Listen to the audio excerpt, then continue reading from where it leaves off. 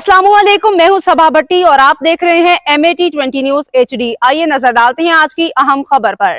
खबर शामिल करते हैं चिन्योट से ब्यूरो चीफ मुख्तार अहमद इंसारी की रिपोर्ट के मुताबिक DG Punjab food authority Muhammad Asim Javed की हिदायत पे गजाई दहशतगर्दी के खिलाफ grand operation deputy director operations doctor Muhammad Qasim Raza की सरबराही में भवाना के नवाही इलाका में गैर कानूनी मीट स्टोर पर रेड किया गया। दौरान मुआयना बीमार जानवर का 2 मन से ज़ायद इंतहाई नाकस और गैर मेयारी गोश्त बरामद। डॉक्टर मोहम्मद कासिम रजा ने बताया कि मुजरा सेहत गोश्त को इंतहाई नाकस हालत के फ्रीज़र में खुफिया तौर पर स्टोर किया गया था। 2 मन से ज़ायद मुजरा सेहत गोश्त को तल्फ कर दिया गया। थाना भवाना में मुलजमान के खिलाफ मुकदमा दर्ज। मुलजमान मौका से गिरफ्तार। एक फूड पॉइंट पर एक पंसार स्टोर को हशरात की गिलाजत की मौजूदगी के हिफ्ज़ान सेहत के उसूलों के खिलाफ वर्जी ममनुआ चाइनीज सॉल्ट फरोख्त करने की वजह से सील कर दिया गया है। 5 किलो ममनुआ चाइनीज सॉल्ट मौका पे ज़ाया।